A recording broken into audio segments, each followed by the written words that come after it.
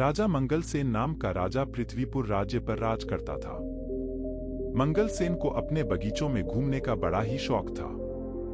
उसे जब भी समय मिलता वह अपने बाग बगीचों की सैर करने को निकल जाता। प्रकृति के बीच में समय गुजारना उसे बड़ा ही अच्छा लगता था।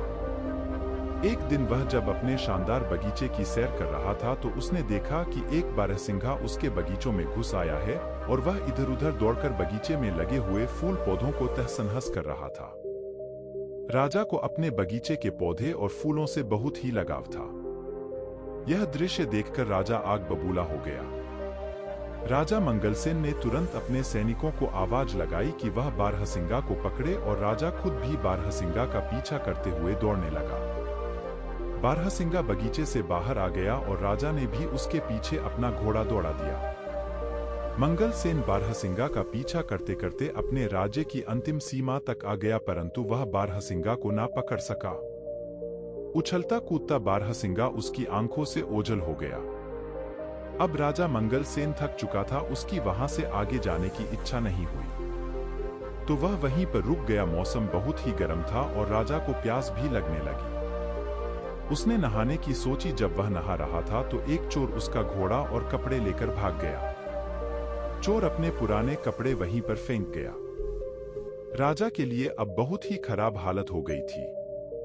अब वह क्या करता कि अपने महल में वह वापस कैसे लौटे, क्योंकि बिना घोड़े और बिना कपड़ों के लोग उसकी हंसी उड़ाएंगे।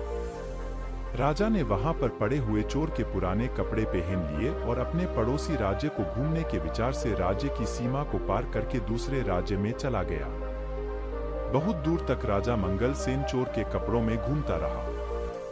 तभी उसकी नजर झाड़ियां में चमकती हुई एक वस्तु पर पड़ी। राजा ने तुरंत वह वस्तु उठा ली। यह वस्तु चमकता हुआ एक मोतियों का हार था, वह भी बहुत ही कीमती मोतियों का हार। राजा सोचने लगा, भगवान का लाख लाख धन्यवाद, जो यह मोतियों का हार मुझे मिल गया। अब मैं अपने लिए नए कपड़े और एक घोड़ा खरीद सकता हूँ। चलो चलकर इसे बाजार में बेचने की कोशिश करता हूँ। चलते चलते वह पड़ोसी राज्य के बाजार में जा पहुंचा। वहां वह एक सुनार के पास गया और कहने लगा, सेठ जी, क्या तुम मुझसे एक मोतियों का हार खरीदोगे? मेरे पास बेचने के लिए एक कीमती हार है। मैं एक नदी पार कर रहा था तो मुझे वहां पर यह हार मिला। सुनार बोला, दिखाओ तो कैसा कीमती हार है। राजा मंगलसेन ने वह हार सुनार को दिखाया। हार को देखते ही सुनार चिल्ला पड़ा, अरे चोर, इसको तुमने कहां से चुराया? मैंने ऐसे ही 2 हार राजा साहब के लिए बनवाए थे, उसमें से एक पता नहीं कहां चला गया। जरूर तुमने ही यह चुराया होगा। चलो इसी समय राजा के दरबार में। मंगलसेन बोल, नहीं सेठ जी, ऐसी बातें मत करो, मैं चोर नहीं हूं। मुझे तो यह हार पड़ा हुआ मिला था। परंतु सेठ ने उसकी एक न सुनी और तुरंत अपना नौकर भेजकर कोतवाल को बुला भेजा। मंगलसेन ने कोतवाल के सामने भी अपनी बेगुनाही की बात कही, मगर उसे पकड़कर महाराज के सामने हाजिर कर दिया गया। जब मंगलसेन को महाराज के दरबार में लाया गया तो सुनार ने महाराज के सामने अपनी शिकायत रखी और मंगलसेन को चोर बताया। राजा ने मंगलसेन का पक्ष सुने बिना ही कहा, क्योंकि यह सुनार हमारे राज्य का एक सम्मानित व्यापारी है तो इसकी बात एकदम सच्ची मानी जाएगी, जबकि यह आदमी हमें कोई घुसपैठिया मालूम पड़ता है, इसीलिए इसे चोरी के अपराध में कारागार में डाल दिया जाए और ठीक 3 दिन के बाद इसके हाथ काट दिए जाएंगे। यही हमारे राज्य का कानून है। फैसला सुनकर मंगलसेन घबरा गया और दया की भीख मांगने लगा, परंतु किसी ने उसकी एक न सुनी और उसे कारागार में डाल दिया गया। इस राज्य का राजा जितना अन्यायी था, उसकी रानी उतनी ही दयालु थी। जब रानी को यह सारी बात मालूम हुई तो उसने राजा से कहा, महाराज, आप इतना बेरहम हुक्म कैसे दे सकते हैं, जबकि इस मामले में कोई गवाह भी पेश नहीं किया गया और न ही आपने उसे अपराधी को अपना पक्ष रखने दिया। यह सुनार तो होते ही बदमाश है, आप तो जानते ही हैं कि यह पैसे के लिए कितना झूठ बोलते हैं और धोखा देते हैं।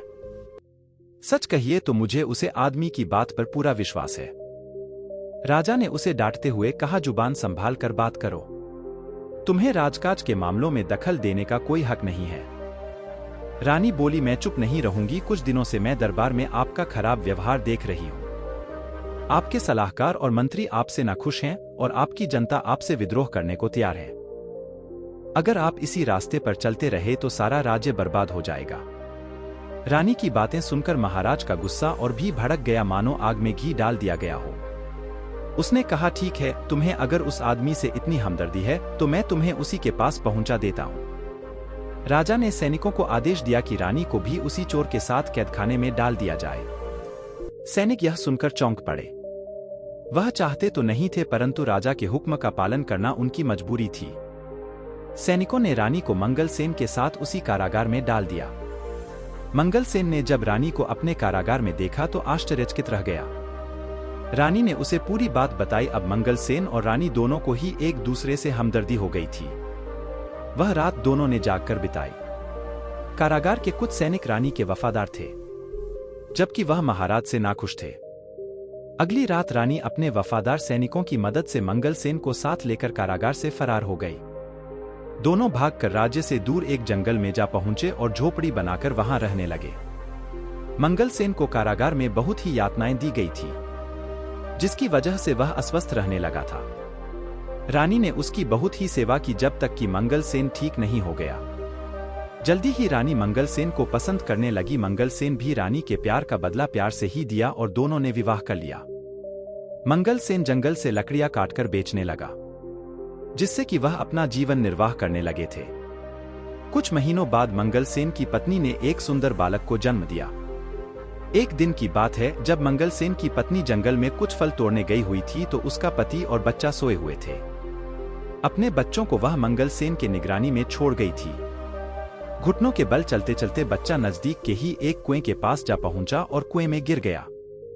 जब मंगलसेन की आंख खुली तो बच्चे को वहां न पाकर वह बहुत ही दुख हुआ। वह तो बिल्कुल पागल सा ही हो गया था और चिल्ला चिल्ला कर रोने लगा। कहने लगा, लगता है कि मेरे बच्चे को किसी जंगली जानवर ने खा लिया है। अब मैं क्या करूं? इसकी मां को मैं क्या मुंह दिखाऊंगा? शाम के समय जब उसकी पत्नी जंगल से लौटी तो यह जानकर वह भी दुखी हुई कि उसका बच्चा वहां पर नहीं था। पर वह एक बहुत ही बहादुर और समझदार स्त्री थी, इसीलिए उसने खुद भी धीरज रखा और अपने पति को भी समझाया कि हमारी किस्मत में ऐसा ही लिखा हुआ था, आप दुख मत कीजिए। रात के समय मंगलसेन सो नहीं सका। वह अपने बच्चे के बारे में ही सोचता रहा और उसी को याद करता रहा। यह उसके लिए अच्छा ही हुआ कि वह सो ना पाया, क्योंकि रात के तीसरे पहर दो पक्षी उनके दरवाजे पर लगे हुए एक पेड़ पर आकर बैठ गए और आपस में बातें करने लगे। एक पक्षी ने कहा, दोस्त देखो, दुनिया में कितनी मुश्किलें हैं। जरा देखो इस आदमी के साथ क्या हुआ। इसको अपना देश छोड़ना पड़ा और बेचारा दूसरे देश में भिखारी की तरह रह रहा है, जहां उसकी बड़े अन्यायपूर्ण ढंग से सजा दी गई और अब यह अपने सुंदर से बेटे के दुख में परेशान भी है। इसका बेटा कल दोपहर से ही इस कुएं में गिर गया था। दूसरा पक्षी बोला, इन बेचारे लोगों को क्या क्या परेशानियां उठानी पड़ी, क्या इनके लिए कुछ किया नहीं जा सकता? हाँ, किया जा सकता है। अगर मंगलसेन इस कुएं में कूद जाए तो वह आसानी से अपने बच्चों को बचा सकता हूं, क्योंकि वह बच्चा अभी भी कुएं में जिंदा है। राजा मंगलसेन ने उन दोनों पक्षियों की बातें सुनी तो उसे सुनकर बड़ा ही आश्चर्य हुआ और खुशी भी हुई। जैसे ही सुबह हुई उसने अपनी पत्नी को जगाया और उसे रात वाली बात बताई और उसकी सलाह मांगी। रानी बोली, आप पक्षियों की बात मानकर कुएं में कूद जाइए। राजा इस समय कुएं में कूद गया और उसने अपने बच्चों की जान बचा ली। इस घटना के कुछ दिनों बाद जब मंगलसेन और रानी सो रहे थे तो अचानक कुछ आवाज सुनकर वे चौंक गए। बाहर देखा तो कुछ सैनिकों ने उन्हें घेर रखा था। वह भय के मारे कांपने लगे कि शत्रु राजा ने उन्हें फिर से पकड़ने के लिए सैनिक भेजे हैं। परंतु तभी मंगलसेन का एक पुराना मंत्री उसके सामने आया और अपने राजा को प्रणाम करते हुए कहा, महाराज, आखिर हमने आपको ढूंढ ही लिया। उसे देखकर मंगलसेन बहुत ही खुश हुआ। तब मंत्री ने बताया कि उसने अपने गुप्तचरों की सहायता से मंगलसेन को ढूंढने में सफलता पाया है। उसने यह भी बताया कि उसके राज्य की जनता बेसब्री से मंगलसेन का इंतजार कर रही है। अब राजा अपनी पत्नी और बच्चे के साथ अपने राज्य वापस चला गया। मंगलसेन फिर से अपनी राजगद्दी पर बैठ गया और पहले की तरह ही राज करने लगा।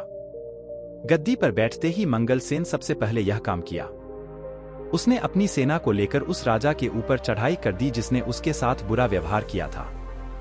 इस युद्ध में मंगलसेन जीत गया और वह दूसरा राजा हार गया। शत्रु राजा मंगलसेन से दया की भीख मांगने लगा।